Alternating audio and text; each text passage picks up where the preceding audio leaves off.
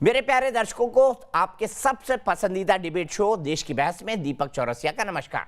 कन्याकुमारी से क्षीर भवानी तक, कोटेश्वर से कामाख्या तक और लक्षद्वीप से लेह तक जो सबसे बड़ा मुद्दा होता है उसमें हम आपकी राय जानकर चुनते हैं देश की बहस का विषय।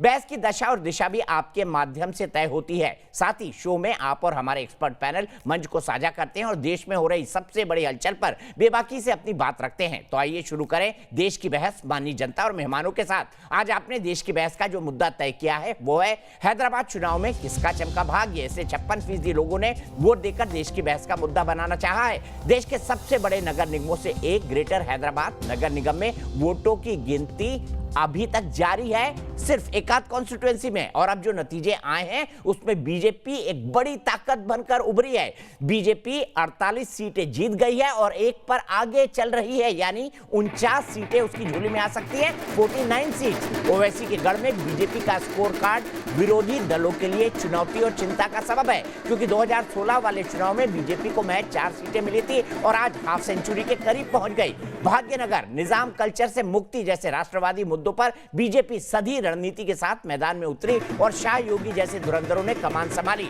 और इसका असर यह रहा कि ओवैसी के गढ़ में बीजेपी की ताकत 10 गुना बढ़ गई। साथ ही बीजेपी ने यह भी दिखाया कि चुनाव कैसे लड़े जाते हैं। देखिए final score card, Bharatiya Janata party 49, TRS हार के भी जीती है क्योंकि इससे पहले टीआरएस के पास 99 सीट्स थी और ये टीआरएस तेलंगाना की पार्टी मानी जाती है। 56 सीट्स मिली है 99 की जगह। स्कोर कार्ड एक बार फिर से दिखाइए प्लीज। और आप देखिए स्कोर कार्ड क्या कहता है। एआईएमआईएम पिछली बार उसके पास 40 से काफी ऊपर, 43 से काफी ऊपर सीटें थी, लेकिन इस बार 43 पर सिमट कर रह गई है। प्रदर्शन कम हुआ है, बीजेपी नंबर 2 की पार्टी बन गई है और कांग्रेस 2 पर। 4 से 49 कितने गुना जंप है आप खुद सोच सकते हैं, कैलकुलेट करिएगा। लेकिन इस बीच बिहार के प्रभारी और राज्यसभा सांसद भूपेंद्र यादव को हैदराबाद नगर निगम चुनाव सौंपी गई थी और मिशन हैदराबाद में उन्होंने बीजेपी की रणनीति को सियासत की पिच पर उतारा और बीजेपी सीधे 4 से हाफ सेंचुरी के करीब पहुंच गई। भारतीय जनता पार्टी ने टीआरएस और ओवैसी के गढ़ में सेंध लगा दी है और हैदराबाद निकाय चुनाव में जो चुनाव की रणनीति बनाई थी वो भूपेंद्र यादव जी ने बनाई थी। इस वक्त भूपेंद्र जी हमारे साथ हैं। भूपेंद्र जी, जिस तरीके के नतीजे आए हैं वो भी साउथ में, इन नतीजों के क्या मायने हैं? और ये माना जाए कि साउथ में जो भारतीय जनता पार्टी की प्रेजेंस नहीं थी, इसके बाद आप लोग मजबूती से साउथ में दस्तक दे रहे हैं। हाँ, स्वाभाविक रूप से सबसे पहले तो हैदराबाद कॉरपोरेशन के चुनाव में हैदराबाद के समस्त मतदाताओं का हम हृदय से आभार व्यक्त करते हैं कि उन्होंने भारतीय जनता पार्टी में बहुत मजबूती के साथ विश्वास किया। दूसरा, मैं ये कहना चाहता हूं कि टीआरएस की राज्य सरकार ने इस चुनाव को कई तरीके से अपना इन्फ्लुएंस इस्तेमाल करने का प्रयास किया। चुनाव प्रचार के नॉमिनेशन में समय नहीं दिया गया, प्रचार में दिक्कत पैदा की गई, बैलेट पे चुनाव लेके गए और आखिरी दिन तो उन्होंने ये भी घोषित कर दिया कि बैलेट पे मोहर के साथ किसी ने पेन से भी टिक कर दिया हो तो उसको भी मान लिया जाए। तो हर तरीके से इस चुनाव में उन्होंने करप्ट प्रैक्टिसेस को अपनाने का प्रयोग किया और आपने बहुत सारे ट्वीट भी देखे होंगे कि टीआरएस वालों ने खुलकर पैसा बांटने का भी प्रयास किया। लेकिन लोग समझ गए थे कि लोकतंत्र में मत का मूल्य गवर्नेंस के लिए होता है, गुड गवर्नेंस के लिए होता है और इसलिए उन्होंने डायनेस्टी बेस्ड करप्ट गवर्नमेंट को हराने के लिए वोट दिया था। और ये टीआरएस की मॉरल डिफीट है, उनको अपना कोई बहुमत नहीं मिला है और टीआरएस और एमआईएम का जो गुप्त समझौता है वो भी इससे उजागर हुआ है। भूपेंद्र जी, एक महत्वपूर्ण सवाल ये कि जिस तरीके से आप लोगों ने कैंपेन किया, आप लोगों के ऊपर आपके विरोधी आरोप लगा रहे थे कि इतने बड़े बड़े नेताओं को एक निकाय चुनाव में उतार दिया, तो क्या डेमोक्रेसी में चुनाव छोटा बड़ा या इसको गलत आकलन वो कर गए? पहली बात तो जो हम पे आरोप लगा रहे हैं तो उनके पार्टी के शीर्षस्थ नेता ने प्रचार नहीं किया, तो क्या किसी पार्टी के नेता को प्रचार नहीं करना चाहिए? क्या लोकतांत्रिक संस्थाओं को, पार्टी के नेताओं को महत्व नहीं देना चाहिए? और टीआरएस वाले बताएं कि वह हैदराबाद को गली कहते हैं। हैदराबाद तो हिंदुस्तान का दिल है और इसलिए ये निश्चित रूप से उनकी निराशा की बात है। भारतीय जनता पार्टी के मैं शीर्षस्थ नेतृत्व का, पार्टी अध्यक्ष श्री अमित शाह जी, योगी आदित्यनाथ जी, हमारे गृह मंत्री माननीय अमित शाह जी का बल्कि आभार व्यक्त करना चाहूँगा कि कार्यकर्ताओं का उत्साहवर्धन करने के लिए, लोकतांत्रिक मूल्यों के लिए उन्होंने जिस तरीके से मैदान में जाकर के उत्साहवर्धन किया, मेरे को लगता है ये किसी भी राजनीतिक दल के लिए आदर्श विषय हो सकता है। तो देश की बहस में हमारा आज का सवाल इसी से जुड़ा हुआ है, क्या बीजेपी का चुनावी प्रबंधन आज के दौर में बेजोड़ है? हम इस सवाल इसलिए पूछ रहे हैं कि एक म्युनिसिपैलिटी के चुनाव को भी राष्ट्रीय स्तर पर लाकर खड़ा कर दिया भारतीय जनता पार्टी के चुनावी प्रबंधन ने, और एक ही स्ट्रोक में 4 से लेकर 49 सीटों तक की दूरी तय कर ली। आप शो के दौरान इस मुद्दे पर हमारी अपनी राय हमारी वेबसाइट पर दे सकते हैं, आप हमारे मोबाइल ऐप को डाउनलोड करके उस पर जा सकते हैं, आप हमारे ट्विटर हैंडल पर राय दे सकते हैं, फेसबुक पेज पर जा सकते हैं। आप शो के दौरान हम आपको इसका जवाब भी दिखाएंगे, आप बताएंगे कि देश की बहस के दर्शक क्या कहते हैं। इसके साथ ही कार्यक्रम के दौरान अगर आपकी कोई राय है या सुझाव है या कोई सवाल है या आप शो में शामिल होना चाहते हैं तो वीडियो बनाकर 9711002266 पर आप हमें व्हाट्सएप कर सकते हैं। सीधे सबसे पहले मैं अपने पूरे पैनल को इंट्रोड्यूस करना चाहूंगा। गोपाल कृष्ण अग्रवाल जी नेशनल स्पोक्स पर्सन है भारतीय जनता पार्टी के, वो मेरे साथ हैं। अवनीश अवस्थी जी प्रोफेसर हैं दिल्ली यूनिवर्सिटी के, पॉलिटिकल एनालिस्ट हैं, आरएसएस के विचारक हैं, वो मेरे साथ हैं। डॉक्टर ए प्रभु एक डेंटिस्ट हैं, अगर हम बात करें हैदराबाद के बड़े जागरूक सिटीजन हैं, एक पॉलिटिकल साइंटिस्ट हैं, उनसे भी हम बात करेंगे। मेरे साथ इनायत अली बकरी साहब हैं जो कि टीआरएस पार्टी के स्टेट जनरल सेक्रेटरी हैं। मेरे साथ मौलाना सईदुल कादरी हैं जो कि एक पॉलिटिकल एनालिस्ट है, आप हमारे शो में बहुत आप उनको देखते हैं। खुशामदीद मौलाना साहब। अजमल खान साहब थोड़ी देर में हमारे साथ जुड़ेंगे, एआईएमआईएम के स्पोक्स पर्सन है। और तहसीन पूनावाला एक पॉलिटिकल एनालिस्ट है, कांग्रेस के नजदीकी माने जाते हैं। मौलाना साहब आज क्या हो गया एकदम से, क्या हो गया ओवैसी साहब को कि मतलब इतना बुरा परफॉर्मेंस? हैदराबाद में नंबर 3 की पार्टी बन गई, वो भी ग्रेटर हैदराबाद म्युनिसिपल कॉर्पोरेशन के चुनाव में। आप तो बोल रहे थे मेयर उनका बनेगा। देखिए बीजेपी के जश्न की तस्वीर चल रही है, वो जितने लड्डू खिला रहे हैं आपके मुंह में, आपको भी खिलाना चाह रहे हैं मौलाना कादरी। आप बोलिए तो वर्चुअली खिलवा दूं मैं आपको लड्डू उनका। 44 सीट्स लास्ट टाइम जीते थे और 60 सीट्स पे लड़े थे, अब के 51 सीट लड़े और 43 सीट्स पे कामयाबी हासिल की। तो सर एक तो कम हो गई ना। अराउंड 82% जो है स्ट्राइक सर अगर बब्बर शेर के मान में ही कोई शेर को पूंछ हिलाकर आ जाए तो उसको आप क्या कहेंगे? देखिए ये जो बीजेपी के 49 सीट आए हैं इसमें जो है एमआईएम का कोई दखल नहीं है। एमआईएम अपना परफॉर्मेंस बेहतरीन की और वो इस परफॉर्मेंस से सर एक सीट कम हो गई, गम नहीं है आपको? बीजेपी जीत गई, आपकी जानी दुश्मन। चले कोई बात नहीं, आज इसकी बात नहीं करते हैं। आप सबसे पहले गोपाल कृष्ण अग्रवाल जी को दिल से बधाई दे दीजिए, अवनीश अवस्थी जी को भी दे दीजिए। रोज झगड़ते रहते हैं कि भैया आपका हैदराबाद में स्वागत है, और मैं भी मानता हूं कि निजाम कल्चर से मुक्ति होनी चाहिए। अवनीश जी आपको बधाई दे रहे हैं मौलाना कादरी, और गोपाल कृष्ण अग्रवाल जी आपको भी बोल दीजिए सर, बधाई दे दीजिए। कोई बधाई के लायक नहीं है वो। अरे सर क्यों? के लायक नहीं, पोलराइज करके सारे हैदराबाद का माहौल खराब किया था, अब उसको क्लीन करने के लिए काफी टाइम लगेगा। कादरी साहब मतलब आप तो ऐसे न थे। कादरी साहब आप क्या करते हैं? कादरी साहब आप तो ऐसे न थे, आप क्या करते हैं? मतलब बधाई भी न देंगे कादरी साहब, ये तो गलत बात हुई सर। डेमोक्रेसी में ऐसा थोड़ी होता है, और सेक्युलरिज्म में ऐसा लिखा है क्या बधाई नहीं देते सेक्युलर लोग? मैं पूछ रहा हूं अवनीश जी कि सेक्युलरिज्म वालों के किताब में ऐसा लिखा हुआ है कि सेक्युलर लोग बधाई नहीं देते। कादरी साहब सेक्युलर नहीं है दीपक जी, दीपक जी कादरी साहब सेक्युलर नहीं है, वो बिल्कुल मुस्लिम पार्टी है, वो तो खुलेआम कहते हैं हम मुस्लिम पार्टी है। नहीं वो 51 सीटों पर लड़ते हैं, सिर्फ 150 में से सिर्फ 51 सीटों पर लड़ते हैं वो। सिर्फ बिहार में कुछ सीटें लड़ते हैं, वो जाते ही नहीं है। वो तो कहते हैं हम तो सिर्फ मुस्लिम पार्टी है, वो धर्मनिरपेक्ष पार्टी नहीं है। दीपक जी बड़ी साफ सी बात है ये। अगर आज वो कहते हैं तो बताए ना कि 51 सीटों पर लड़के मेयर बना रहे थे आप। कादरी साहब में नहीं 51 सीटों पर लड़के मेयर बना रहे थे आप। मेयर कहाँ गया आपका? टीआरएस के साथ कुछ समझौता करते हो। अभी जो सोर्सेज आ रहे हैं कि डिप्टी मेयर आपका बनेगा, क्या कहेंगे आप? ये कहने पे करारा तमाचा है हैदराबाद की जनता का, जो सेक्युलरिज्म की डेफिनेशन मुस्लिम पर। कादरी साहब सुन तो लीजिए एक मिनट, किसका बन रहा है? सुन तो लीजिए आप। कादरी जी आपको हम लड्डू खिलाएंगे, सुनो पहले।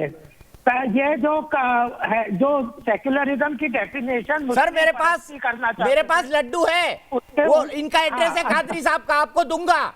कल आप किसी स्वदेशी कंपनी से इनको बढ़िया सी बर्फी लड्डू जो भी इनको अच्छा लगता हो भिजवा दीजिएगा। नहीं हम तो खाना भी खिलाने को तैयार है कादरी साहब, घर पे स्वागत है आपका, आइए। क्योंकि हैदराबाद में बिरयानी खिलाएंगे, बिरयानी खिलाएंगे नहीं तो आपको। आप तो अभी बधाई सर मुझे खिला देना है, शायद अग्रवाल जी नहीं खाते हो, मैं खा लूंगा। कब खिलवाएंगे बिरयानी हैदराबादी? आपकी जो सर्जिकल दीपक जी और हम स्ट्राइक दोनों खा वाला जो लेंगे कमेंट मिलके। था उसके लिए अभी तो भी माफी चाह लीजिए, वक्त है अरे अभी तो बधाई कोई दे बात दो, नहीं सर, मिठाई मैं बाद में एड्रेस आपका खिलाना। दे रहा हूँ, आप भले से इनको मिठाई ना खिलाएं, बधाई ना दे, गोपाल अग्रवाल जी आपको बढ़िया अच्छी सी मिठाई भेजेंगे, दिल्ली की, पुरानी बिल्कुल, दिल्ली की। बिल्कुल गोपाल जी, हैदराबाद की सबसे बड़ी बात बिरयानी यह है, खिलाऊंगा, आइए जरूर, कोई कादरी प्रॉब्लम साहब नहीं। एक बात का जवाब दे दो, कादरी साहब एक बात का जवाब दे दो कि सेक्युलरिज्म की आपकी डेफिनेशन क्या है? मुस्लिम परस्ती है? क्योंकि जनता ने तो उस पे आपको एक करारा तमाचा लगाया है आपके इस डेफिनेशन पे। आप अभी समझे हैं कि नहीं, ये सेक्युलरिज्म बता का दीजिए। मेरा मतलब ये है, सेक्युलरिज्म का मतलब ये है कि बगैर मजहब को देखे के गवर्नमेंट का ये फरीजा है कि वो हर एक का ख्याल रखे, लेकिन बीजेपी की मरकजी हुकूमत इसमें और ओवैसी साहब नाकाम किसका रही। ख्याल रखें? जब हैदराबाद में फ्लड्स ओवैसी आए साहब तो 1 किसका रुपया ख्याल नहीं दिया, रखें? क्यों? मुसलमानों की बस्तियों में पानी घुसा, वही कर्नाटक में आप सर पैसा दिए, सबसे ज्यादा बिहार में इंक्रोचमेंट आपने आप लोगों ने पैसा बना दिया, रखे हैं, इसलिए महाराष्ट्र बस्तियों में पानी पैसा घुसा। दिया। आपको नहीं मालूम हैदराबाद हुसैन सागर का पैसा पानी क्यों क्यों घुसा नहीं दिया? बस्तियों में? मैं बता देता हूँ मौलाना साहब का कारण, क्योंकि सबसे ज्यादा सारी- illegal construction world Hyderabad city के अंदर है। और मैं इसका जवाब प्रभु साहब से ले लेता हूँ। डॉक्टर प्रभु, मरकजी क्या सबसे ज्यादा हुकूमत को इलीगल क्या हुआ कंस्ट्रक्शन था? वर्ल्ड सिटी मरकजी हैदराबाद के अंदर हुकूमत है या को नहीं? पैसा। क्या फ्लड आने का ये बड़ा कारण नहीं था कि जो नेचुरली पानी जाता था वो उस इलीगल कंस्ट्रक्शन के कारण रुक गया? डॉक्टर प्रभु बताइए, क्या ये हकीकत नहीं है? तो समझ रहे थे पुराने बारिश आई, हैदराबाद को अपनी। 117 साल के बाद ऐसी बारिश हुई कादिर हैदराबाद साहब, ये में, काला और जो चश्मा घरों उतार के में देखो पानी जरा घुसा, वो दुनिया। बांध कट- डॉक्टर प्रभु मेरी आवाज आ रही है आपको? बांध टूटने से गया। अपना अच्छा चलिए, मैं डॉक्टर प्रभु के पास जाऊं उससे पहले मेरे साथ मेरे बहुत अच्छे मित्र तहसीम पूनावाला है। सर सेंट्रल गवर्नमेंट 1 रुपया क्यों नहीं दी, ये बताइए। अच्छा मौलाना साहब, चुनाव चला गया, अब कोई वोट नहीं मिलेगा, अब कोई वोट नहीं मिलेगा, वोट की बात नहीं है। आपकी पार्टी का उनको परफॉर्मेंस खुश होने घट की गया। जरूरत नहीं है। आप तो कह रहे हैं कि घर घर गए थे ओवैसी साहब, तो फिर तो 50 51 की 51 जीतनी थी ना, जहां पर मुस्लिम मेजोरिटी थी वहां भी आप हार गए। मुसलमानों को देख के आप कैंडिडेट खड़ा करें, उसके बाद भी हार जाए। 82% स्ट्राइक रेट है चौरसिया जी। अरे। करते तो 100% हो जाते। 82% स्ट्राइक रेट है। इन्होंने अच्छा अच्छा, 90 ठीक है नहीं ठीक है। रहते, तहसीम पूनावाला जी, 150 तहसीम पूनावाला जी, मैं ये जानना चाहता हूं आपसे, 2019 के बाद आपके जो विचारों के नजदीक पॉलिटिकल पार्टी है, विचारों के नजदीक पॉलिटिकल पार्टी है, उसने कसम खा ली है कि नहीं भाई अब तो चुनाव लड़ेंगे ही नहीं हम, अब तो चुनाव में हमको जाना नहीं है। जब चुनाव हो, जब संसद का सत्र हो, राहुल गांधी या तो छुट्टी पे या विदेश या सल्किंग मोड में। क्या कांग्रेस ने डिसाइड कर लिया है कि इन 5 सालों के दौरान उसको हर चुनाव में बद से बदतर प्रदर्शन करना है? क्योंकि मुझे आज यही सवाल सूझा। दीपक भाई, अव्वल तो मैं गोपाल जी और अवस्थी जी को ढेर सारी बधाई देना चाहता हूँ। ठीक है, और ये भी बोल दीजिए कादरी जी, आप भी दे दीजिए, मौलाना कादरी जी से बोल दीजिए, आपके मित्र हैं उनको भी बोल दीजिए, कम से कम बधाई तो दे दीजिए कादरी जी। नहीं, मैं बधाई नहीं, ये तो- जब देता जब वो सर्जिकल स्ट्राइक वाली बात ना करते। सर हो जाएगी उन्होंने किसी कहा, दिन, भागते पुराने फिरेंगे शहर फिर में आप। सर्जिकल स्ट्राइक सर हो गई किसी दिन तो भागते फिरेंगे। सर्जिकल आप स्ट्राइक तो हमारी नस्ल खत्म करने की बात कर रहे थे। सर हो गई ना तो आप भागते नस्ल खत्म फिरेंगे, हो जाएंगे। जितने रोहिंग्या और बांग्लादेशी है। तहसीम पूनावाला प्लीज बोलिए। जी, 2 चीज में, आपका शो जब शुरू हुआ मैं भूपेंद्र यादव जी का इंटरव्यू देख रहा था और मैंने अक्सर टीवी चैनल्स पर भूपेंद्र जी और नड्डा जी, सुनील दियोदर जी, जो शायद गोपाल जी बताएगी, मुझे आंध्रा के इंचार्ज है इस वक्त, सेक्रेटरी या तेलंगाना के मुझे नहीं पता, पर त्रिपुरा के जरूर सेक्रेटरी थे। ये जिस तरह के वर्कफोर्स बीजेपी ने तैयार किया, अमित शाह जी ने, उसके मुकाबले, क्योंकि आपका प्रश्न कांग्रेस से जुड़ा हुआ है, मैं एक चीज को हंस रहा था और दीपक जी आपको ये चीज याद है, मैंने ट्वीट भी किया था। जयराम रमेश जी अपनी किताब में लिखते, क्योंकि उनको ये जिम्मेदारी दी थी आंध्र और तेलंगाना का डिवीजन करने के लिए, तो उन्होंने किताब में लिखा है और मैं उनको कोट कर रहा हूँ, मैंने दोनों सूबों को, दोनों प्रदेशों को नाराज किया। अब मेरी समझ में नहीं आता है दीपक जी, क्योंकि मैं एक राजनीतिक व्यक्ति हूँ, मैं पूरी तरह से राजनीति में इन्वॉल्व हूँ एज अ पॉलिटिकल एनालिस्ट, मुझे राजनीति बहुत। अब एक राजनेता की तरह आपको दोनों को खुश करना चाहिए, आप दोनों को नाराज करते हो, फक्र अगर आपको महसूस करते हो तो आप कैसे जीतोगे? तेलंगाना में सर मैंने आपसे सवाल कुछ और पूछा था, आप ज्ञान गणित बांटने लगे। सर बौद्धिक अगर आपको बहुत अच्छा लगता है तो कृपया शाखा में जाया करिए, देश की बहस इसके लिए सही प्लेटफॉर्म नहीं है। मैं सिर्फ आपसे ये जानना चाहता हूँ कि क्या राहुल गांधी जी आपकी पार्टी के सबसे बड़े नेता ने कसम खा ली है 2019 के बाद कि कोई भी चुनाव ढंग से नहीं लड़ूंगा, और शायद अगले 5 साल में 2024 तक कांग्रेस पार्टी लोकसभा चुनाव लड़ने की हालत में भी ना रहे जिस गति से आप जा रहे हैं। मैं आपसे वही कह रहा हूं, अगर मैं अपनी बात खत्म कर दूं तो तेलंगाना में खास करके गांधी परिवार और सोनिया जी के लिए बहुत सिंपैथी, सहानुभूति, प्यार है। लेकिन अगर ल्यूटेनेंट ऐसी नहीं मिलेगी जैसे भूपेंद्र यादव के पास, अगर जयराम रमेश जैसे लोग रहेंगे तो जीतने। सर फिर ज्ञान दे रहे हैं आप। नहीं ऐसा नहीं चलेगा सर, कभी आप मेरी बात करें कभी आप अपनी करें, चल जाता है, पर अब आप अन्याय कर रहे हैं दर्शकों के साथ। लोग समझेंगे तहसील पूनावाला अपने रिश्तेदार राहुल गांधी जी को बचाना चाहते हैं, मैं उनका बड़ा सम्मान करता हूं, पर सवाल आज ये बनता है इसलिए मैं पूछ रहा हूं। इलेक्शन में बीजेपी की जीत के पीछे कांग्रेस का भी बड़ा हाथ है। डिबेट नहीं करूंगा अगर उनका डाउन कर दो, क्योंकि ये बीच में बोलते मुझे नहीं। चलिए मौलाना साहब रुक जाइए, आपकी बात का जवाब वो नहीं देना चाहते, लेकिन मैं बता दूं आप उनको लड्डू नहीं खिलाना चाहते, उनका लड्डू नहीं लेना चाहते, ये आपकी बात का जवाब नहीं देना चाहते। इसे कहते हैं सेक्युलर पॉलिटिक्स, दोनों सेक्युलर पार्टियां हैं, देखिए क्या हालत है दोनों की। मानता हूं नहीं। तहसील पूनावाला जी बताइए, क्या राहुल गांधी ने कसम खाई है कि कोई भी चुनाव ढंग से नहीं लड़ेगी कांग्रेस? उसके पहले मैं बिल्कुल नहीं मानता हूँ एमआईएम सेक्युलर पार्टी है। एमआईएम एक कम्युनल पार्टी है। सर कितने साल अलायंस था कांग्रेस के साथ? सर कांग्रेस के साथ कितने साल अलायंस था आपका एमआईएम से? मुस्लिम लीग के साथ सरकार क्यों बनाई थी? बताइए ना, हाल ही की राजनीति की बात कर रहा हूँ, कोई 1947 से पहले की बात मत बोलिएगा। जी मैं उसके पहले की बात नहीं कर रहा थी, उसके पहले तो हिंदू महासभा के साथ थी, लेकिन मैं उसमें नहीं जाना चाहता हूँ, हाल ही की बात करना चाहता हूँ, संक्षेप में बात करूंगा। जब ओवैसी साहब ने हिंदू देवी देवता, सर मुझे ये तो बता दीजिए ना, क्या राहुल गांधी ने किसी मंदिर में जाके कसम खाई है कि 2019 से 2024 तक मैं कांग्रेस पार्टी को कोई भी चुनाव ढंग से नहीं लड़ने दूंगा? सर आपने एक सवाल पूछा, मैं उसका जवाब देता हूँ, दूसरे पे चले जाते। आप जवाब दे ही नहीं रहे ना, मुझे पता है राहुल गांधी जी आपके सवाल का जवाब दे रहा हूँ। सर आपकी फैमिली के मुझे पता है, लेकिन आपको जवाब तो देना होगा ना, आज देश ये सवाल पूछ रहा है। लेकिन आप बिल्कुल दूंगा सर, लेकिन आपने एक आरोप लगाया, उसका भी जवाब दूंगा। मैंने कोई आरोप नहीं लगाया सर, आपने आरोप लगाया। मैंने तो सिंपल सवाल पूछा कि क्या राहुल गांधी जी ने ये डिसाइड कर लिया है कि 2019 से 2024 तक किसी अपनी पार्टी को कोई भी चुनाव ढंग से नहीं लड़ने दूंगा? मुझे उस सवाल का जवाब देना है, उसके पहले आपने एक आरोप लगाया, उसका जवाब मुझे देने का इजाजत दी। छोटे में जवाब दूंगा दोनों सवाल के। आपने आरोप लगाया कि ये अलायंस में थे या नहीं, मैम मैं उसका जवाब आपको दे दूं, बिल्कुल अलायंस में थे। अलायंस में होने के बावजूद उन्होंने जो अपमानित किया हिंदू देवी देवताओं को, मनमोहन सिंह जी की 56 इंच की छाती थी, उनको जेल में डाला। उसके बाद ओवैसी जी का हाल का बयान है कि जहां जिन सूबों में कांग्रेस की सरकार है, हुकूमत है, उनको कैंपेनिंग करने का अधिकार नहीं मिलता, लेकिन आए दिन वो बीजेपी के सूबों में जाते हिंदू मुसलमान का बंटवारा करते। ओवैसी बीजेपी की बी टीम में। अब आपके सवाल का जवाब देता हूँ। राहुल गांधी जब अध्यक्ष थे, कई चुनाव जीता है उन्होंने कांग्रेस को, मसलन मध्य प्रदेश, मसलन अरुणाचल, मसलन गोवा। किस तरह से हुकूमतें बदली गई ये आप भी जानते हो, मैं भी जानता हूँ। फर्क सिर्फ इतना है, अमित शाह करे उसे चाणक्य नीति कहते, कोई और करे तो आप कहते हैं कि उसमें लोकतंत्र की हत्या हो रही है। ठीक है, आपने मान लिया कि राहुल गांधी जी में मतलब अब ठीक है, मैं तो 2019 के बाद की बात कर रहा हूँ। मैं तो कह रहा हूँ 2019 के बाद उन्होंने क्या कसम खाई है कि मैं कांग्रेस को कोई भी चुनाव ढंग से नहीं लड़ने दूंगा, ना खेलूंगा, ना खेलने दूंगा। मैं सीधे डॉक्टर प्रभु के पास चलता हूं। डॉक्टर प्रभु, बीजेपी के इतने शानदार प्रदर्शन का क्या कारण था, और क्या ओवैसी के लिए अब ये बहुत बड़ी चुनौती नहीं है कि उनकी मुस्लिम पॉलिटिक्स नहीं चलेगी? फिर टीआरएस के पास जाऊंगा।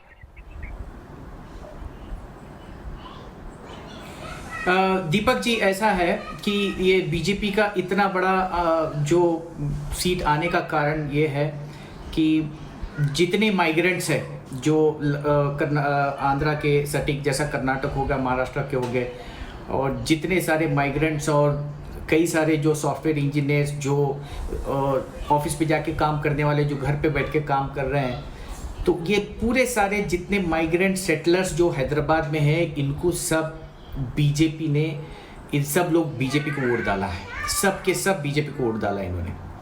और आप देखिए जैसा बेगम बाज़ार है, वो टोटल लगभग मुस्लिम इलाका है, लेकिन वहाँ पर पूरा बीजेपी आ चुका है। मैक्सिमम जितने भी सेटलर्स हैं, जो बड़े बड़े बिजनेसमैन हैं, उस इलाके में सबके सब बीजेपी को वोट डाले हैं। और ये कोविड अब जैसा अमित शाह आए हैं, देखिए अमित शाह आए हैं, जेपी नड्डा साहब आए हैं और योगी जी आए हैं, और इन तीनों आने से लगभग हाफ सेंचुरी मार दिया। आप सोचिए अगर मोदी जी आते तो सेंचुरी मार देते। लेकिन डॉक्टर प्रभु, ये जानना चाहता हूं, आपने बेगम बाजार इलाके का जिक्र किया, क्या मुसलमानों ने भी बीजेपी को वोट किया, आप ये कह रहे हैं? नहीं, जितने मुसलमानों ने नहीं किया, लेकिन जितने जो हिंदू लोग हैं वो 101% मतलब 100% उन्होंने घर घर से निकल के उन्होंने वोट किया बीजेपी को। इसके पहले कोई भी चुनाव में हिंदू लोग कहीं नहीं निकलते थे, लेकिन इस बार हर एक व्यक्ति, हर एक हिंदू घर से निकल के वोट किए हैं और लोग मोटिवेट किए हैं। ये सेल्फ मोटिवेशन हुआ है, मतलब लोग अपने खुद से जाके वोट किए हैं इस बार। बाहरी लोग चौरसिया जी, बाहरी लोग आके हैदराबाद का माहौल खराब कर रहे हैं, ये बात हमारे पैनलिस्ट कह रहे हैं, आप मान लीजिए।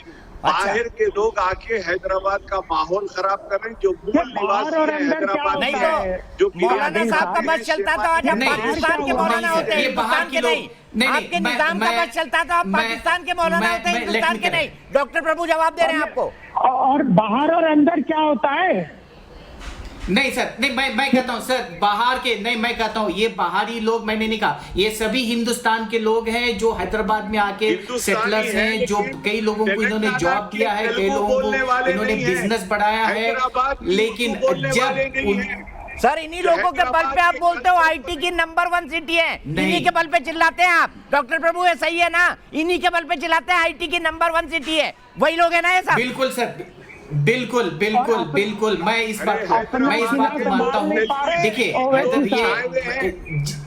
आईटी में असली दीपक जी समस्या ये है, गूगल का असली दीपक जी समस्या ये है कि और नीचे काम करने वाले वो भी बता दीजिए मौलाना कादरी, आपके पास तो सबका कास्ट सर्टिफिकेट और रिलीजन सर्टिफिकेट दोनों होगा। इन लोगों ने मुसलमानों को अपना हैदराबाद खरीदा हुआ अलग है, तेलंगाना की तेलुगु अलग है, उर्दू तक अलग है, उर्दू की मिठास असली समस्या आप कौन सी तेलंगाना की उर्दू बोलते हैं कि निजाम की उर्दू बोलते हैं? आप कौन सी उर्दू बोलते हैं? तेलंगाना की बोलते हैं कि निजाम की बोलते हैं? निजाम हमारे असली बात क्यों नहीं समझते कि आपसे बनारस हिंदू मुसलमान भी आपको छोड़ के जा रहे हैं। ठीक है, मैं इसी सवाल पर विजय जी के पास जाऊंगा। टीआरएस के नेता से मेरा संपर्क कट रहा है, आ रहा है, जा रहा है, प्लीज उनको स्टेबल कर लिया। विजय जी बताइए, पहले तो ये बताइए कि किन कंडीशंस के साथ हैदराबाद के नवाब ने बीएचयू को पैसे दिए थे, क्या क्या कहा गया था, क्या क्या शर्तें लिखी थी, और क्या ये एक्सपोज किया जाना जरूरी नहीं है कि ये वही नवाब थे जो पाकिस्तान और कहां कहां अपने पैसे भेज रहे थे, क्या क्या किया था? थोड़ा बता दीजिए मौलाना साहब, पढ़ते लिखते कम है, थोड़ा इनको जानकारी अधूरी है। और ये भी बताइए कि हैदराबाद का निजाम, हैदराबाद के निजाम के बारे में भारत के बाकी लोग क्या सोचते हैं? तालीम पे खर्चा करते थे, एजुकेशन पे खर्चा करते थे, ऐसा सेंट मैरीज कादरी साहब, सेंट पॉल्स, कादरी साहब, कादरी साहब सुन लीजिए, कादरी साहब निजाम ने अपनी सेना खड़ी की थी, अब सुन लीजिए ना कादरी साहब, सुन भी तो ले, सुनिए कादरी साहब, आपके बारे में मैं आपको एक बात बताता हूं। अच्छा सुन लीजिए, अब कादरी साहब आप जो कह रहे हैं ना 51 में से 43 सीटें जीते हैं, उसके बारे में एक बड़ी प्रसिद्ध चुटकुला है कि एक घर में लड़का आया, बच्चा आया, पापा पापा मैं आज रेस में दूसरे नंबर पे आया। उन्होंने पूछा कि कितने लोग दौड़े थे? उनका 2 लोग दौड़े थे सर। आप वहाँ आप 150 में से 51 सीटों पे लड़ते हो और कहते हो 43 जीतते हो। धर्मनिरपेक्ष पार्टी है, आप पूरे भारतवर्ष में इधर उधर लड़ते हो, जाकर के इलेक्शन लड़ने की कोशिश करते हो। हैदराबाद में अपने गढ़ में 150 में सिर्फ 51 लड़ते हो, कोई कारण है आपके पास? और फिर हैदराबाद के में मेयर बनने की बात करते हो, विकास करने की बात करते हो, सिर्फ 51 सीटें लड़ करके, 51 सीटें लड़ करके आप मेयर कैसे बनाओगे, महापौर कैसे बनाओगे? कोई है देश? क्या हैदराबाद की जनता को बेवकूफ समझते हो क्या? हैदराबाद की जनता ना बेवकूफ है ना भारत की जनता बेवकूफ है। दूसरी बात सुन लीजिए, अब कादरी साहब मैं आपके बीच में नहीं बोला था ना, कादरी साहब आपके बीच में नहीं बोला था ना, कादरी साहब आप सुन भी तो लीजिए ना, आपके बीच में नहीं सर, बोला था ना। आप आपने सुन मुझसे लीजिए, सवाल 10 किया सेकंड तो सुन मैं लीजिए जवाब मुझे, दे रहा था। सुन लीजिए 10 सेकंड। कादरी साहब सब सुनिए ना, सुन तो मौलाना लीजिए साहब। ना कादरी साहब, आप सुन लड्डू लीजिए। नहीं मांग अरे रहे जब हो, मैं बोलना बधाई भी बंद नहीं करूं तो मांग आप रहे। बोल लीजिएगा। आपको कुछ कहना चाहते जब हैं, मैं- बधाई नहीं मांग रहे हो। अरे कादरी साहब, ये वही हैदराबाद के निजाम थे जिनको सरदार पटेल का क्या मैसेज गया था, आपको याद होना चाहिए। आपको याद होना चाहिए सरदार पटेल ने किस भाषा में उनसे बात की थी, और रजाकार जो हैं वहां पर क्या कह रहे थे, और निजाम अपनी सेना के माध्यम से क्या कहना चाह रहा था। ये देश की जनता को जानने का हक है, आप इसको झुठला नहीं सकते।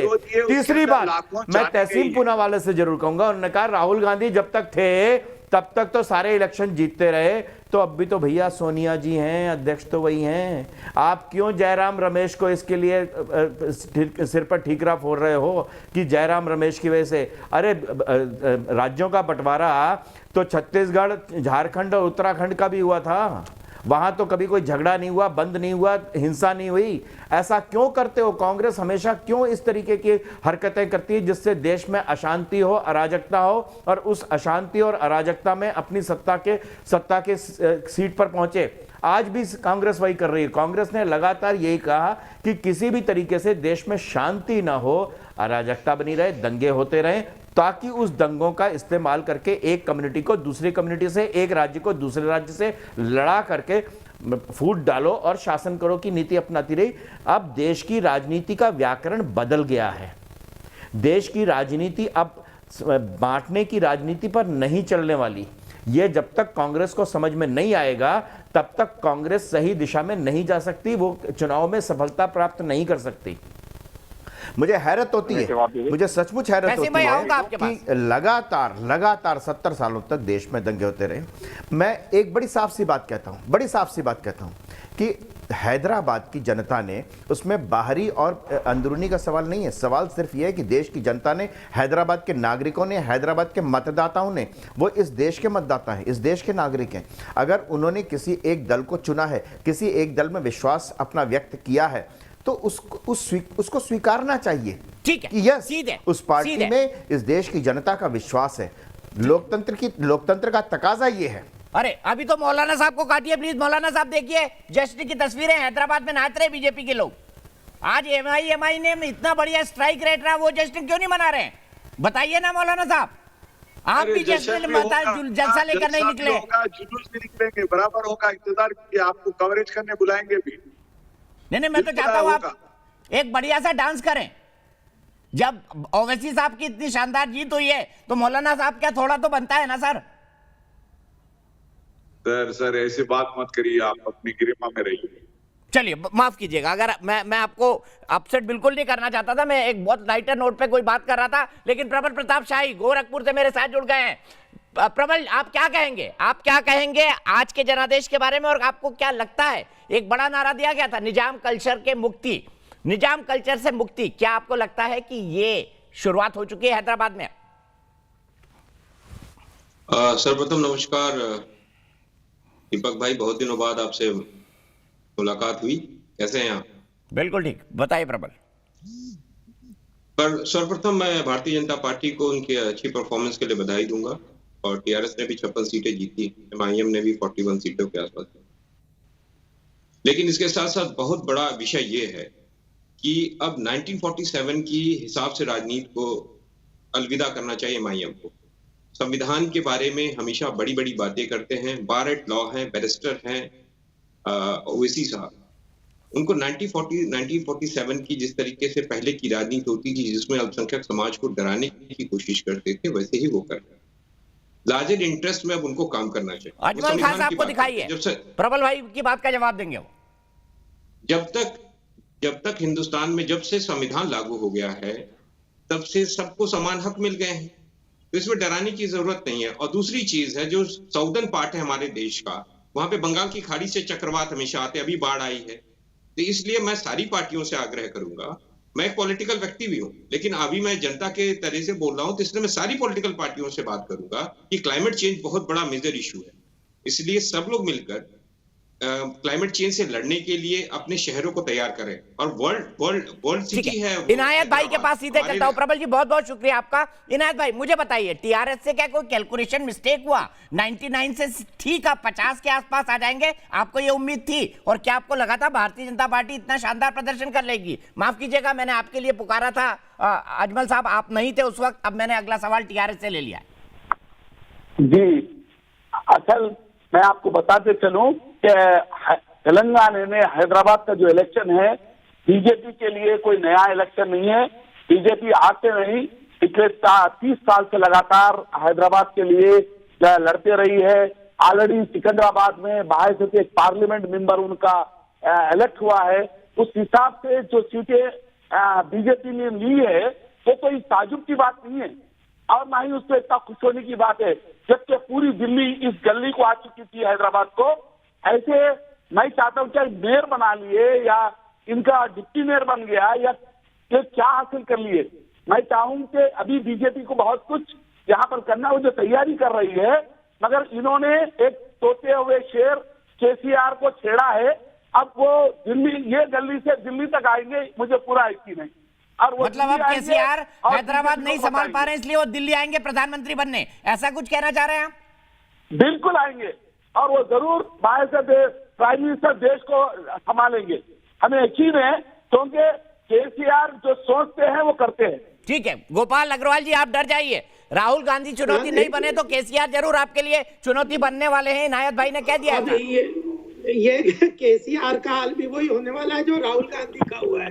अपनी जगह भी कहा, अपनी जगह को वो भी गोवा और कहीं घूमने जाएंगे, ये तो देख लेंगे, जाएंगे आपको। देखिए पहली बात ये है कि ये लोग समझते नहीं है कि जनता की भावनाएं क्या है। नहीं, जनता की भावनाएं क्या है ये तो समझना चाहिए ना। इलेक्शन लड़ना चाहते हो, इलेक्शन जीतना चाहते हो, अरे जनता परफॉर्मेंस चाहती है, जनता सड़क, वो दो का भी पत्ता साफ हो गया। और यहाँ जो चैलेंज किया है, जो अलगाववाद की राजनीति करते हो ना, इसके दिन निपट चुके हैं। जनता चाहती है हमेशा ही ये नारे से नहीं जीतते इलेक्शन हो या कोई सड़कें चाहिए, मैं आप ही के सवाल को डॉक्टर प्रभु के पास लेके जाता हूँ। अग्रवाल जी आपने बिल्कुल ठीक कहा, राजनीति शायद बदल रही है, मुझे भी ऐसा लगता है राजनीति देश की बदल रही है। डॉक्टर प्रभु क्या कहेंगे इनायत भाई की बात पर? वो कह रहे हैं कि भाई केसीआर सोता हुआ शेर था, आपने जगा दिया। सवाल ये है कि अपने जंगल में शेर क्यों सो रहा था? सोते हुए शेर को अगर जगा दिया है तो क्या दिल्ली तक आ जाएंगे? मोदी जी को डरना चाहिए केसीआर से? दीपक भाई ऐसा है कि देखिएगे कि जब अमित शाह जी आए थे और योगी जी आए थे और जेपी नड्डा सब आए थे तो क्या सो रहे थे? जागे ही तो थे। तो जागते हुए उन्होंने कर क्या लिया? देखिए 50 हाफ सेंचुरी तक आ गए। अभी तो शुरू नहीं हुआ ना। देखिए सर हाफ सेंचुरी, देखिए वहां पे तो दिल्ली में तो सभी लोग जाग रहे हैं, दिल्ली में तो सभी लोग जाग रहे हैं, ऐसा नहीं कोई सो नहीं रहा है। लेकिन ये सोचने की बात ये है कि दिल्ली में किसान जागा हुआ है, दिल्ली के अंदर देखिए ये सोचने की बात है कि ये सोचने की बात है, देखिए सर ये सोचने की बात है कि ये सिर्फ नेशनल के लीडर, देखिए नेशनल के लीडर, मैं सुनिएगा सर, मैं आपने बात कर लिया सर, जरा मेरा एक सेकंड सुन लीजिएगा। देखिए एक बार सुन लीजिएगा। देखिए सर, अगर इनको हाफ सेंचुरी 4 से 50 आने के लिए आपको चिंतन मंथन करना चाहिए कि ये ऐसा हुआ क्यों, ऐसा किस लिए हुआ, है ना सर? तो आपको गहराई से सोचना चाहिए कि 4 से 50 हाफ सेंचुरी तो किस लिए हुआ, किस कारण हुआ, आपने क्या सब कुछ किया है, अगर किया है तो फिर हुआ क्यों नहीं? और इसने 4 से 40, आप 99 से 50 को आ गए, आप सेंचुरी से आप हाफ सेंचुरी आ गए, ये हाफ सेंचुरी तक पहुंच गए, लगभग दोनों सेम। मैं चौरसिया जी के जरिए एक बात बताना चाहता हूं, ये सिर्फ हैदराबाद को भाग्यनगर की बात कर रहे हैं।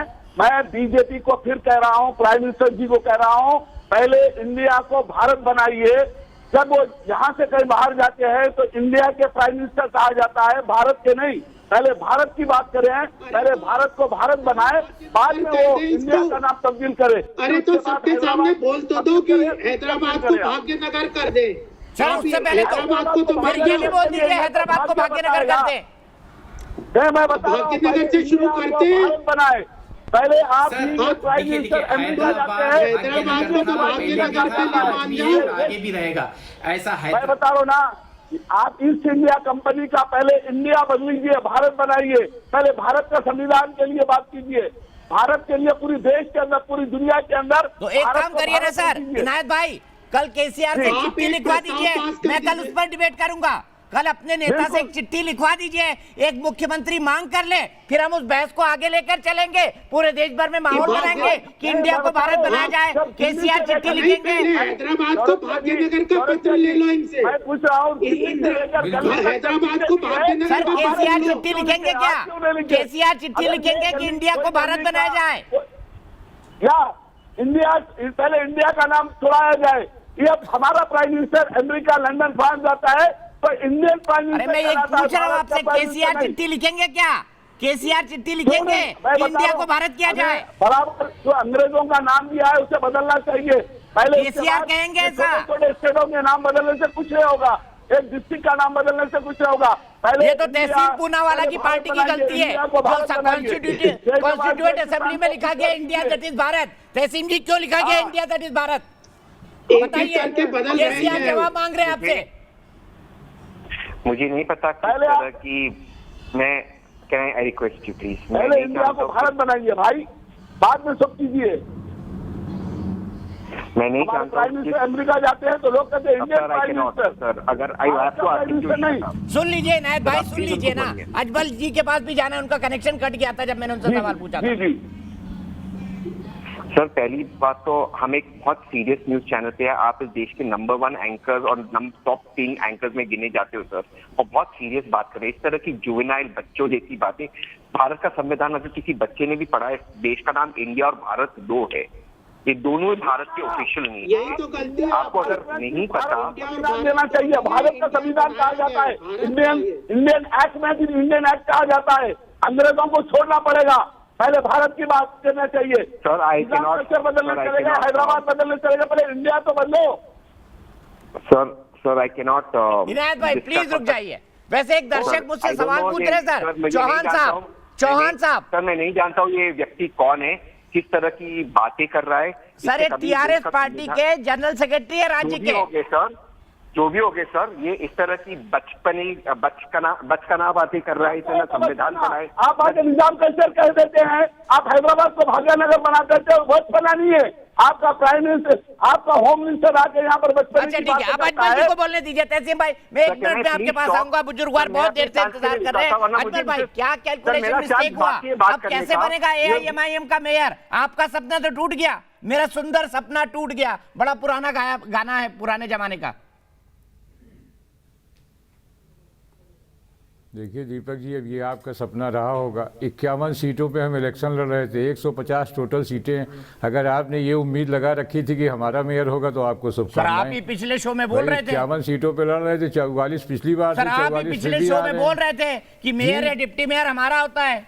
आप ही बोल रहे थे पिछले शो में। हमने एक बार भी नहीं बोला। आप उसको रिवाइंड करके देख लीजिए, हमने एक बार भी नहीं बोला। अच्छा चलिए सर, आपने कहा 51 सीटों पर लड़े। मुझे एक चीज बताइए, हैदराबाद से ओवैसी साहब सांसद हैं। मैं लॉजिकल सवाल पूछता हूं आपसे, हैदराबाद से ओवैसी साहब सांसद हैं, वहां पर 150 में से 51 सीटों पर लड़ते हैं, फिर बिहार में लड़ने चले जाते हैं, बंगाल में लड़ने चले जाते हैं, उत्तर प्रदेश में लड़ने चले जाते हैं। अरे भाई पहले अपने घर को तो मजबूत कर लें, अपने घर में 150 में से 150 सीटों पर लड़ ले, उसके बाद राष्ट्रीय नेता बन जाए। जी अब जवाब सुन लीजिए। हमारी जितनी राजनीतिक हैसियत होगी उतनी सीटों पर लड़ेंगे। बिहार में हम 20 सीटों पर लड़े थे। अभी उत्तर प्रदेश में ग्रेजुएट कॉन्स्टिट्यूंसी और टीचर कॉन्स्टिट्यूंसी का एमएलसी का इलेक्शन हुआ है। भारत के प्रधानमंत्री जी बनारस से एमपी हैं, योगी आदित्यनाथ जी गोरखपुर से हैं। बनारस में हार गए, गोरखपुर से लड़े नहीं। 6 सीटों पे इलेक्शन हुआ था, 4 सीटों पे लड़े। यहाँ पे उनकी पार्टी पावर में है, सेंटर में उनकी पार्टी पावर पे है। तो हमारी जितनी हैसियत होगी उतनी लड़ेंगे। आप हमारी हैसियत बढ़ा के आग रहे हैं, हमें 150 सीटों पर लड़ना चाहिए, इसके लिए आप मुबारकबाद के पात्र हैं। नहीं सर, मैं तो ये पूछ रहा हूँ, मतलब अपने ही घर को छोड़ के आप बिहार चले जाते हैं, उत्तर प्रदेश चले जाते हैं, बंगाल जाने की बात कर रहे हैं। इतनी तैयारी तो कर लेंगे अपने घर में लड़ने पहले, उसके बाद फिर देखेंगे दुनिया फतेह कर लेंगे। मेरा घर जी, मेरा घर पूरा हिंदुस्तान है और हम अपने घर के जिस कोने में रहना चाहेंगे और जहां से जितना लड़ना चाहेंगे वो लड़ेंगे, किसी दूसरे की एडवाइस पे नहीं लड़ेंगे। ये राजनीति है, हमने आपको बताया ना, भाजपा की सेंटर में सरकार है, भाजपा की उत्तर प्रदेश में सरकार है, अभी यहाँ इलेक्शन हुए, अभी यहाँ सुन लीजिए, अरे जवाब पूरा सुन लीजिए, अभी इलेक्शन यहाँ हुए, 40 सीटें पर लड़े, 4 सीट पे लड़ी, क्यों? नस्ल खत्म करने की बातें कैसे करते हो? जनता इसीलिए तो माफ नहीं करती। भाई हम हमारे सारी ताकत बीजेपी को दिखाने, भाई बीजेपी के टॉप लीडर जिन्ना को लेके आए, जिन्ना को मरे कितने दिन हो गए, हिंदुस्तान उसके पहले छोड़ के चले गए थे, उनको लेके आए। हर इलेक्शन में पाकिस्तान बांग्लादेश आ जाता है। बॉटम लीडर है क्या? जो सवाल खड़े करते हैं उनका तो कोई सवाल करता नहीं। प्रचार प्रसार करते हैं, एक परिवार के अलावा किसी को देख पाते हो? अपना भाई है, अपना भतीजा है। अरे भाई, अब मोदी जी का परिवार आगे नहीं बढ़ रहा है, योगी जी का परिवार आगे नहीं बढ़ रहा, तो इसमें भी हमारा दोष है। अटल बिहारी वाजपेयी का परिवार नहीं था, इसमें भी हमारा दोष है। कमाल की सवाल करते हैं आप। परिवारों का, सारे परिवार के लोग ही कब्जा कर लेंगे राजनीति पे आपके, ये कोई तरीका है? अरे सच्चाई को समझो। अरे भाई, महाराष्ट्र में हम लड़े, कौन सा ओवैसी परिवार का कौन लड़ा? बिहार में हम लड़े, ओवैसी परिवार का कौन लड़ा? क्या बात कर रहे हैं आप? MIM में सत्ता कब्जा किसने कर रखा है? एक परिवार के अलग सोच सकते हैं आप? ठीक है, मैं सीधे चलता हूँ। एक कमेंट में डॉक्टर प्रभु से लेना चाहूंगा और फिर मैं जाऊंगा अवनीश अवस्थी जी के पास। डॉक्टर प्रभु सिद्धांत के पास, उसके पास जाऊंगा। मुझे बताइए, क्या कारण है कि अजमल खान साहब की पार्टी ऐसा प्रदर्शन करी और क्यों ये 51 सीटों से ज्यादा नहीं लड़ते हैं? इनका डर क्या है? या ये केसीआर और इनकी अंडरस्टैंडिंग है कि इतनों पर आप लड़ो, इतनों पर हम लड़ते हैं, मुसलमान वाली सीटें हम लड़ लेते हैं, हिंदू वाली आप ले जाओ, तो हमारा जो सरकार का गणित है वो ठीक बिठा रहे। देखिए, मैं एक बात मैं कहना चाहता हूँ, ये सिर्फ 51 सीट के लिए इसलिए लड़ते हैं क्योंकि ये सीमित है, ये उसी दायरे पे सीमित है। मैं चाहता हूँ जब आप भारत बोल के कहते हो तो आप पूरे लड़ो, आप हर सीट पे लड़ना, आप एक जगह सीमित मत रहिए, गठबंधन मत करिए। देखिए, बीजेपी ने हर जगह से लड़ा, हर जगह से, और व्यक्ति को घर से खुद होके उन्होंने बाहर जाके उन्होंने किया। और ये सिर्फ 51 सीट से अगर उनको लड़ना ही है, अगर वो कह रहे हैं कि भारत दिखे सब हमारा, यह सब हम एक ही है, तो उनको हर जगह से लड़ना चाहिए, हर एक सीट से लड़ना चाहिए। आपको लगता है लड़ना चाहिए? चलिए, मैं अवनीश जी से यही सवाल लेके जाता हूँ। अवनीश जी, ये क्या सत्ता की अंडरस्टैंडिंग है कि केसीआर आप इतने पे लड़ो, इससे पहले कांग्रेस आप इतने पे लड़ो और AIMIM इतने पे लड़ेगी? जो मुसलमानों का इलाका वो मुस्लिमीन पार्टी का और जो बाकी इलाका वो सेक्युलर पार्टी का, ताकि सत्ता का अर्थमेटिक बना रहे। नहीं दीपक जी, महत्वपूर्ण बात यह है कि ये तो इन्होंने खुद मान लिया कि हमारी हैसियत ही 51% की, 51 सीटों पर लड़ने की थी। क्यों थी आपकी? क्योंकि आप एक संप्रदाय को रिप्रेजेंट करते हैं, सिर्फ एक संप्रदाय के बीच की राजनीति करते हैं। यहाँ हो, बंगाल हो, बिहार हो, उत्तर प्रदेश हो, आप किन सीटों पर लड़ते हैं और फिर अपने आप को धर्मनिरपेक्ष भी कहते हैं। इस देश की जनता को समझना चाहिए ये कि एक संप्रदाय की राजनीति करने वाला सीना तान के कहता है मैं धर्मनिरपेक्ष हूँ, और जो पूरे देश में जो सबको बिना किसी भेदभाव के चाहे गैस देती हो, चाहे मकान देती हो, चाहे सब्सिडी देती हो, उसको सांप्रदायिक करार देते हैं। मतलब ये इस देश की राजनीति की कितनी बड़ी विडंबना है कि बिना किसी भेदभाव के गवर्नेंस में, सरकारी नीतियों में कहीं किसी तरीके का भेदभाव नहीं, उसके बावजूद उसको सांप्रदायिक कहना।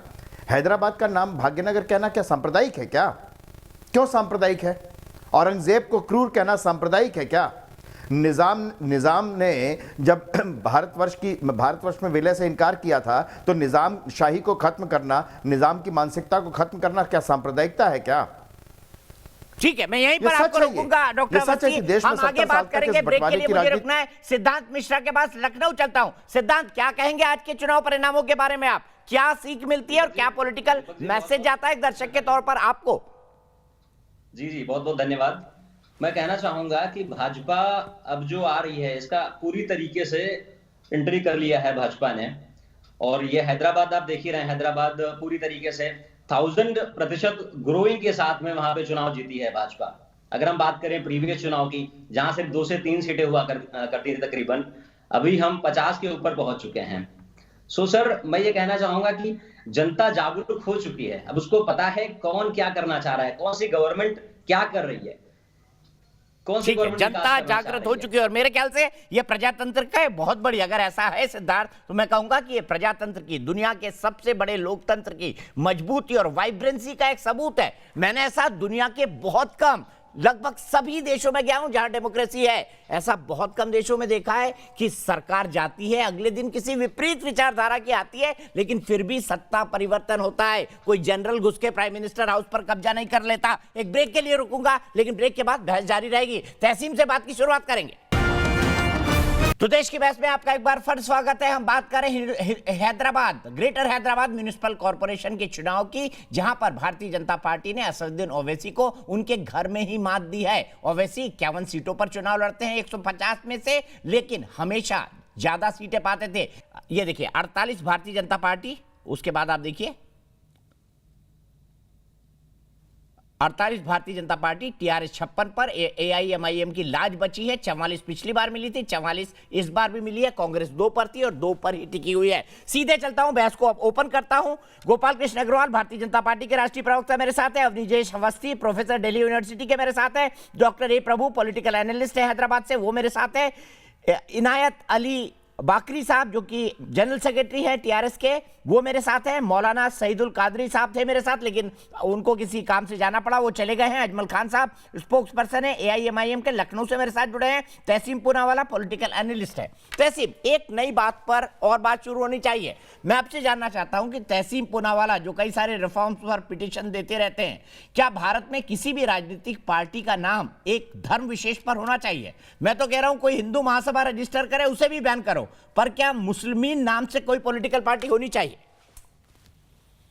दो चीज, उसके पहले मैं आपको एक बात बता दूं कि हम जानते कि डिबेट हैदराबाद पे हो रहा है, लेकिन आज भारतीय जनता पार्टी महाराष्ट्र में आ रही, देवेंद्र फडणवीस के राइट हैंड हार चुके, वाराणसी में भी उनकी हार हो चुकी है, लेकिन हम डिबेट हैदराबाद पे ही करेंगे क्योंकि वहां वो जीते। कोई बात नहीं, मैं इसके चलो सर, दिल को बहलाने के लिए तहसीम ये भी ख्याल अच्छा है तो बोल दीजिए, आप, कोई दिक्कत नहीं हमको। अब पता है हिरेन जोशी क्या क्या करते हैं, आप भी जानते हो, मैं भी जानता हूँ हिरेन जोशी क्या क्या करवाते हैं। आपकी ऑडियंस नहीं जानती हिरेन जोशी कौन है, लेकिन यहाँ पर मैं तो हकीकत, जन्नत की हकीकत जानता हूँ। सर उन लोगों का नाम क्यों ले जो जिनको ऑडियंस नहीं जानती, उनका नाम लिया जाए ना। जानती है, जिनको जानती है उन्होंने हैदराबाद में जाके प्रचार किया। आपकी पार्टी में जिनको जानती है वो गोवा में या शिमला में, बता दीजिए। राहुल गांधी कहाँ है अभी? दिल्ली में है। बट हम इस चीज पर अगर बात करें कि आपने जो सवाल पूछा उससे मैं पूरी तरह से इत्तेफाक रखता हूँ। मुझे नहीं लगता है कि धर्म का नाम किसी पॉलिटिकल पार्टी में होना चाहिए। और दो बात छोटी सी क्लैरिफाई कर दूं, बहुत 30 सेकंड लूंगा। सबसे पहले यहाँ पर कोई व्यक्ति था जो कंटिन्यूसली कह रहा था इंडिया का नाम भारत होना चाहिए। Article 1 of the Indian constitution कहता है इंडिया दैट इज भारत, तो भारत का नाम, इंडिया का नाम भारत ही, ये ऑफिशियल नाम आर्टिकल 1 ऑफ द कॉन्स्टिट्यूशन है, पहले पन्ने पे लिखा। दूसरी बात, निजाम के बारे में बहुत बुराई हो रही थी जिससे मैं इत्तेफाक रखता हूँ, लेकिन जब भारत और पाकिस्तान का वॉर हुआ, नेशनल डिफेंस एकेडमी की जो बॉन्ड्स थे उसने उस वक्त 50 लाख रुपए डोनेट किए थे और 4,25 किलो 25 ग्राम गोल्ड उसने खरीदा था, जिसकी प्रशंसा लाल बहादुर शास्त्री जी ने पब्लिकली की थी। तो हम सही सेक्युलर है तहसीम, आप सही सेक्युलर है, आप सही सेक्युलर है। आप वो आदमी जो दिल से पाकिस्तान जाने को तैयार था, उसको जब गर्दन पकड़ के रोक लिया गया और वो थोड़ा सोना देकर चला गया, आप कुछ हो गए। उनके बारे में तो ये भी कहा जाता है कि रातों रात उन्होंने कई टन सोना जो है लंदन ट्रांसफर करवा दिया था, केस भी चला उन पर। सुन लीजिए, और उन्होंने कितना देश के जनता से तो लूटा ये पैसा। अरे उनके कहां से आया था ये निजाम का पैसा? सर आई वेटेड, मेरा चांस है, प्लीज जवाब सुन लीजिए। इनको बीच में बोलने की आदत है, क्योंकि 56 इंच के नेहरू और पटेल की सरकार थी या नरेंद्र मोदी और अमित शाह जी की सरकार होती, जिसमें लद्दाख पे चीन बैठा हुआ है, तब वो भी बैठ जाते हो, कहते नहीं हैदराबाद में तो कोई है ही नहीं, वही हमारे भाग जाते। सही बात है, 56 इंच की नेहरू जी की सरकार थी, इसीलिए 370 देना पड़ा। तहसीम, 56 इंच की नेहरू जी की सरकार थी, इसीलिए 370 देकर कश्मीर को भारत से अपने आप अलग कर लिया, खुद हाथ से शामिल थे। चाहे चीन से अक्साई चीन को किस बुरी तरह से हारे, तिब्बत को चाइना का हिस्सा मान लिया था, तिब्बत को चीन का हिस्सा मान लिया। कोई तो तहसीम पूनावाला, आप और तहसील पूनावाला आप भी उस मीटिंग में बैठते थे क्या? आप बता रहे हैं घर पे मीटिंग होती थी, आप भी बैठते थे उस मीटिंग में? नहीं, अनफॉर्चुनेटली मैं उस वक्त पैदा नहीं हुआ था, लेकिन मैं दीनदयाल उपाध्याय व्हाट्सएप यूनिवर्सिटी का प्रोडक्ट नहीं हूँ, एक्चुअली में हिस्ट्री पढ़ा हूँ। तिब्बत के शरणार्थी अपने गोपाल अग्रवाल जी उनका कहना है कि निजाम बहुत अच्छे आदमी थे, क्योंकि जब भारत पाकिस्तान का युद्ध हुआ था तो उन्होंने कुछ किलो या कुछ ग्राम सोना दिया था, उनको याद नहीं था एग्जैक्टली, मुझे भी नहीं याद। 50 लाख रुपए। अगर सरदार पटेल नहीं होते तो अभी वो कत्लेआम कर रहे होते। उनने धमकी दी थी कि मैं हिंदुओं का कत्लेआम कर दूंगा। गृह मंत्री थे नेहरू के, अगर नेहरू नहीं होते, नेहरू प्रधानमंत्री थे, तो बस नेहरू को निजाम की बात कर रहे हो ना। सरदार पटेल तो हमारे थे। अच्छा, असली बात मैं बता देता हूँ, दूसरी बात सुन लो। देखो ये जो अमित शाह जी से पूछे चीन कैसे घुसा, तहसील पूनावाला, सुन लो, आपने कहा ना कि लोगों को बोलने दो, सुन लो। पहली बात ये है कि जो स्वतंत्रता के बाद कांग्रेस ने ये धर्मनिरपेक्षता के नाम पे मुस्लिम तुष्टीकरण की राजनीति कही, उस पे पटाक्षेप हो गया है। मुसलमान भी नाराज है आज उनसे और हिंदू भी नाराज है। मुसलमान इसलिए कि उनको वोट बैंक बना के आपने उनको एक्सप्लॉइट किया कुछ नहीं। सच्चर कमेटी ने आपके चिथड़े फाड़ के साफ रख दिए कि क्या किया मुसलमानों के लिए। और हिंदू इसलिए नाराज है कि आपने मुस्लिम तुष्टीकरण के नाम पे जिस तरह से हिंदुओं के साथ दुर्व्यवहार किया, ये दो नाव पे पैर रखने के वाले समुद्र में डूबते हैं। अब MIM की बात सुन लो। MIM ने क्या किया, मुस्लिम तुष्टीकरण की बातें करते हैं और जो चीज जगह जगह पे भारत में केवल मुस्लिम, और ये कहते हैं कि नस्ल खत्म कर देंगे। भारत की 85% जनसंख्या जिस धर्म की हो उसकी आप नस्ल खत्म करने की बातें करते हो और फिर कहते हो कि बैकलैश नहीं होगा। फिर इस तरह की राजनीति करते हो, कुछ तो जमीन से जुड़ के राजनीति करो। अगर आपको मुसलमानों की और ऐसी राजनीति करनी है तो भारत में इसके लिए जगह नहीं है। ठीक है डॉक्टर प्रभु, क्या ये AIMIM की हैदराबाद में राजनीति के अंत की शुरुआत है? मेरा बड़ा सीधा सवाल है। देखिए मैं इस चीज़ को मैं नहीं मानता, क्योंकि मैं अब बताता हूँ। देखिए MIM के जो लगभग 25 to 30% लोग जो सपोर्ट कर रहे हैं वो हिंदू भी हैं। ऐसा नहीं कि MIM ने कुछ काम नहीं किया, MIM ने काम भी किया है। और जितने दरिया दिली अभी हैदराबाद में लोग कह रहे, अभी हमारे पैनलिस्ट कह रहे थे कि निज़ाम ने वो दिया ये दिया। देखिए आज भी कहावत ये होता है, मैं आपको बताता, दीपक भाई एक सेकंड, आज भी ये कहावत होता है कि अगर कोई दरिया दिली दिखाता है, देखो ये निज़ाम का औलाद कितना अच्छा, मतलब ऐसा कहावत होता है। MIM लूज़ किया है एक की वजह से ये है कि जितने माइग्रेंट, मतलब जितने जो हिंदू लोग हैं, हर एक व्यक्ति हिंदू जो उठ के वोट डाले हैं। हर बार नहीं होता था, लेकिन इस बार क्या हुआ है, इस बार हर एक व्यक्ति घर से निकल के वोट किए हैं, और वो भी सोशल डिस्टेंसिंग, मास्क लगा के, मतलब मन से किए हैं इस बार वोट। तभी तो 4 से 50 लगभग 4 से 48 आया है। ये तभी संभव है जब कोई मन से, कोई अपने आत्मविश्वास और मन से करता है काम, तभी इतना आप बढ़ोतरी देख पाओगे। अगर किसी के फोर्स से नहीं होता, अगर फोर्स से होता तो बहुत कुछ चीज़ें हो जाती थी, लेकिन ये मन से हुआ है, तभी तो बीजेपी के इतने वोट शेयर बड़े हैं। ठीक है, अजमल साहब मैं आपसे जानना चाहूँगा, अजमल खान साहब, मैं बड़े अदब से आपसे जानना चाहूँगा कि आपकी पार्टी का नाम ऑल इंडिया मजलिस इत्तेहादुल मुस्लिमीन है। भाई हमारे डॉक्टर प्रभु तो कह रहे हैं कि ये 30-40% हैदराबाद के हिंदू जब मौका होता है आपको भी वोट करते हैं, तो ये फिर ऑल इंडिया मजलिस इत्तेहादुल भारतीय या इंडियन या भारत के लोगों की या पूरे समाज की क्यों नहीं है? क्यों ना नाम बदला जाए AIMIM के? और आज इस चर्चा की आप शुरुआत करिए, बोलिए बदलना चाहिए। भाई देखिए अब आपकी मर्जी से बोलेंगे नहीं। देखिए एक पार्टी हुआ करती थी, सर मेरा तो आपसे सवाल पूछ सकता हूं, मैंने वही पूछा। उसका नाम हुआ करता था, उसका दीपक टिमटिमाते बुझ गया। जी मैं उसी पे आ रहा हूँ। देखिए उसका दीपक बुझ गया, जनसंघ बदल के भारतीय जनता पार्टी हो गई। अब थोड़ा कमल खिला है जी। सर मैं कह रहा हूँ दीपक कभी नहीं बुझता, एक आपके सामने जला हुआ बैठा है। होना ठीक है। अरे उसी को बता रहा हूँ, उसी जो जला बैठा है, अब तो उसी को मुखातिब है ना, बहुत अदब से उससे मुखातिब है। जी। सुनिए, देखिए, पार्टी के नाम से अगर आपको परहेज है तो मैंने पिछली बार भी कहा था, आप जाइए इलेक्शन कमीशन के सामने, वरना बहुत सारी पार्टियां हैं। मैंने उस दिन भी कहा था कि नाम में कुछ नहीं रखा है। हमने जो काम किया, हम 44 सीट पर पिछली बार भी थे, 44 सीट इस बार भी हैं, फिर भी आप हमें हरा दे रहे हैं। तो आपको, आपकी जुबान मुबारक हो कि 44 सीट पूरा रिटेन करने के बाद आप हमें हरा दे रहे हैं। तो मैं इसको क्या कहूँ? अगर हमारे इस नाम पर हमारे सहयोगी कह रहे हैं कि हमें 25-26% हिंदू भी वोट दे रहे हैं, अब आपको दिक्कत है नाम से, काम से दिक्कत हो, ये बात समझ में आती है। आपको नाम ही से दिक्कत है। अब मेरा नाम अजमल है ना, अच्छा लगे तो मैं, सुनिए, सबसे पहले सुनिए तो जी, मेरा नाम खुद ही धर्म के आधार पे अजमल है। मैं सोच रहा हूँ अपना नाम दीपक कर लूं, थोड़ा मैं भी जगमगाऊं। अजमल खान जी से ये पूछना है कि इन्हें हिंदुस्तान के नाम पे, अरे भाई, संविधान में वोट, जवाब सुन लीजिए, असल में अनपढ़ों का मुल्क है ये। जवाब सुन लीजिए, जो जवाब सुनिए, जवाब सुनिए। संविधान में हमारे साथी कह रहे थे ना, पहले ही आर्टिकल में लिखा है इंडिया दैट इज भारत, और उसी के शेड्यूल में आप अनपढ़ों का मुल्क कह रहे हैं। इसी मुल्क के आर्यभट्ट ने सबसे पहले 0 दिया, समझे आप? सबसे पहली संविधान भारत ने दी, दशमलव हमने दिया, चांद पे जाना हमने सिखाया, विमान सबसे पहले आपने दिया। सर, इसको प्लीज अनपढ़ों का मुल्क मत कहिए। जवाब सुनिए, अनपढ़ों का मुल्क कह रहे हैं। संविधान में अरे जिस देश की रोटी खाते हो, अन्न खाते हो, उसके बारे में इस तरह की सोच रखते हो। हमारे नाम से दिक्कत है। अरे कैसे अनपढ़ की अनपढ़ों का देश कैसे सिखाते हो? चले जाओ पढ़े हुए देशों में। तो भाई, ये आपका चले जाओ फिर पढ़े हुए के देशों में, बोलो, चले जाओ ना फिर पढ़े हुए के देशों में। अनपढ़ों का देश दिख रहा है आपको? चले जाओ फिर पढ़े हुए के देशों में।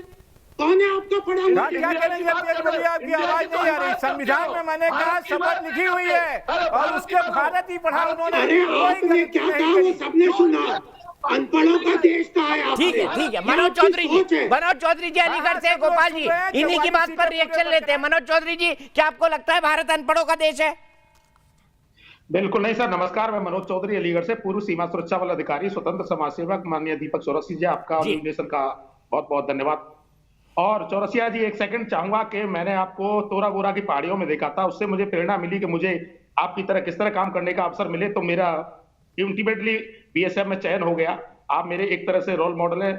सौभाग्य नहीं हुआ कभी मिलने का। अभी मैं सीमा सुरक्षा बल से वॉलंटरी रिटायरमेंट लेकर के अलीगढ़ में स्वतंत्र समाज सेवा कर रहा हूं। और ये जो सज्जन, आदरणीय सज्जन जो कह रहे हैं, मुझे इनकी बुद्धि पर तरस आ रहा है कि एक पैनल होता है, उसमें सम्मानित लोग बैठते हैं, और न्यूज चैनल को जो देखते हैं और सम्मानित, जहां पर चौरसिया जी जैसे महान हमारे पत्रकार किसी संवेदनशील सब्जेक्ट को लेकर के बहस करते हैं, वहां पर ऐसे शब्दों को मैं नहीं समझता कि उचित है।